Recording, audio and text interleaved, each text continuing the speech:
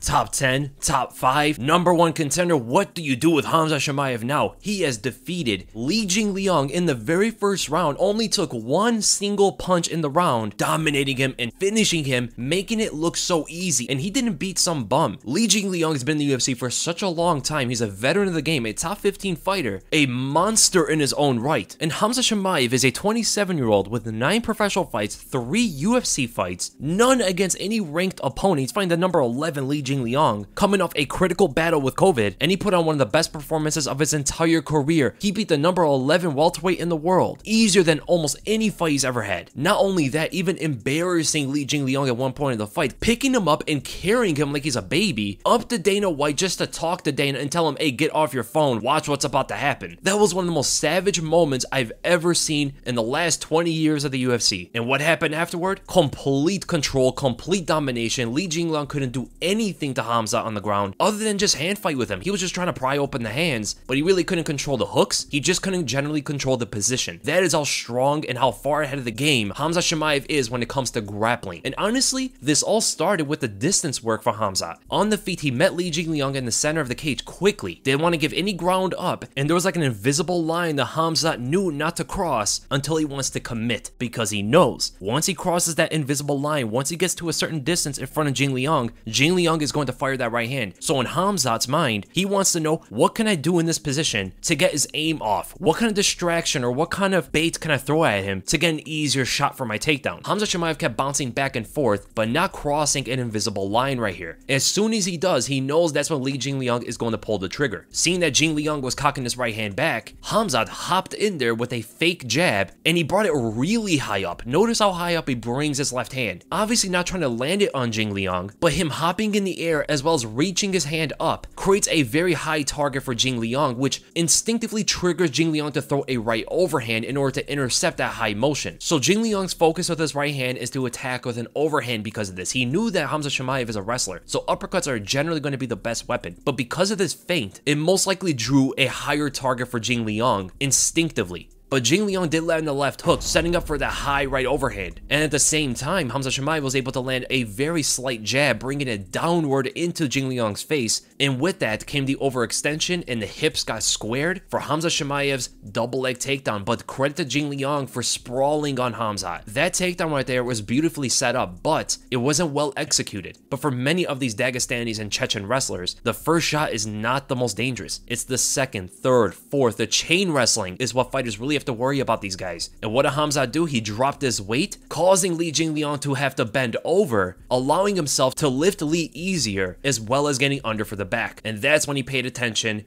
to Dana White, picked him up, dragged him toward the cage, and slammed him. From there, it was like just the beginning of the end. Constantly getting one hook at a time, while Li Jingliang was focusing on the hands instead. Khamzat drew in that Dagestani handcuff that he's very good with, still driving in the hooks and just completely controlling the position, as well as landing ground and pound shots. We've seen this exact same thing in all of Khabib's fights, but with Khamzat, it's a much bigger person doing this, and with much longer arms in order to wrap around the opponent. Look how far in he can grab that Dagestani handcuff. It is so hard to get out of this guy's grip. And even at one point where Li Jingliang was trying to stand up a bit, just one knee and one foot at a time, as Khamzat is hooked in and trying to lean his weight on Jingliang, instead he unhooks and walks around to the back, filling in the space between Jingliang and the cage, which is helping him posture. As Jingliang is leaning back into the cage, it's helping him posture up even better, making it harder for Chimaev to control the position the way he wants. So by going in between the cage and Jingliang, he's taking away that reinforcement, and ultimately breaking the balance for Jingliang, allowing himself to grab Jingliang and pull him away from the cage. So now at this point, if Jingliang wants to sit up again and lean his back to the cage, he extends his body and it allows Khamzat Chimaev to get better control of the position, as well as threaten the neck with the rear naked choke. So at this position, it's pick your poison. Does Jingliang want to turtle up, hurtle forward, and allow Khamzat Chimaev to put even more pressure on top of him and land ground and pound shots, or does he want to posture up, get away from that pressure, but run the risk of Khamzat getting his back and choking him out? And that's exactly what happens. Khamzat gets both of the hooks in and fights for that rear naked choke as he stretches out Li Jingliang, landing huge ground and pound shots. I agree with Jason Herzog for not stopping the fight here, but ultimately the ground and pound shots just softened him up a bit, got Li's attention on the strikes, and ultimately giving up his neck. Credit to Li Jingliang for surviving the first 2 attempts at the rear naked choke. I don't know how he found the space to breathe in that choke. And the guy went out as Marion Yamasaki would say, as a warrior. He got put to sleep and the fight was over. Khamzat Chimaev made the fight look so easy. Such a masterclass performance, and at this point of his career, 4-0 in the UFC, he has only taken 3 strikes in his whole UFC career so far. 3 strikes, and he has over 200 of his own landing on his opponents. That is absolutely insane. The only guy that ever came somewhat close to that was Anderson Silva. We're talking about a special fighter in Khamzat Chimaev, and at this point, at least a top 10 opponent moving forward. They can even give him a top 5 and I wouldn't be mad at all. Remember when he was supposed to fight Leon Edwards? Do people now think that he would have beaten Leon Edwards? Just like in my Nightmare Matchups video when I was saying that he could be a problem for guys like Israel Adesanya and possibly Kamaru Usman, it looks like that is coming to fruition. Who I want to see him fight next, so he beat the number 11 Li Jingliang. I think him versus Michael Chiesa is the fight to make next. Number 6 Michael Chiesa versus Khamzat Chimaev. I mean, Chiesa is also a pretty good grappler. He's a big guy for this division. He has deceptive power. He's also a veteran in the game. Let's see how Khamzat competes up against another grappler instead of these strikers. I do expect him to win, but it should test him in another area than what he's used to been fighting. So I hope you guys enjoyed the breakdown, and if you did, make sure to give this a thumbs up. If you enjoyed my content, make sure to subscribe, and I'll see you guys